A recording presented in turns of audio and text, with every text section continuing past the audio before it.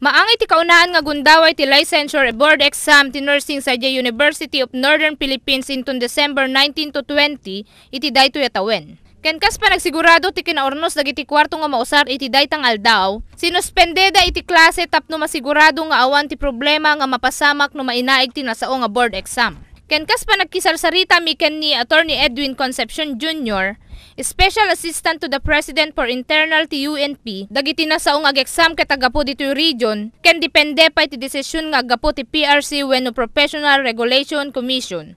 No anya pay dagiti karaman iti nasao nga exam.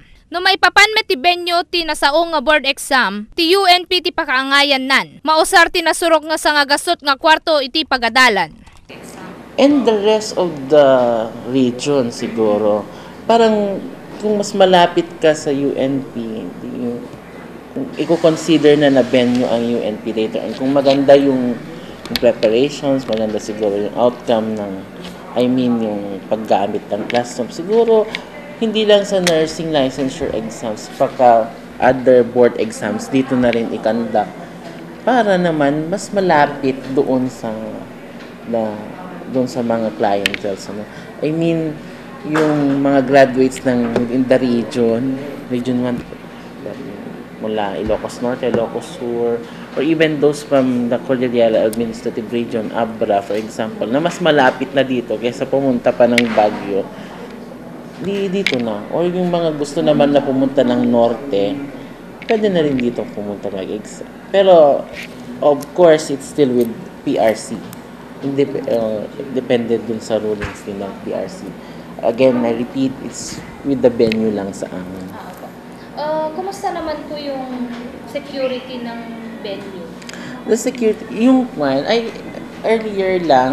earlier this morning, we checked on those assigned na security personnel. And I'm always coordinating with the chief of campus security, yung director ng campus security namin. And I assure you na secure talaga ang campus during the conduct of the examinations. Before, during, and after the examinations. Ibig po bang sabihin, masisigurado natin may mga PNP na magbabantay sa bawat sulok? Wala namang special request for personnel ng UNP. When we speak of campus security, meron kasi ang university na campus guards.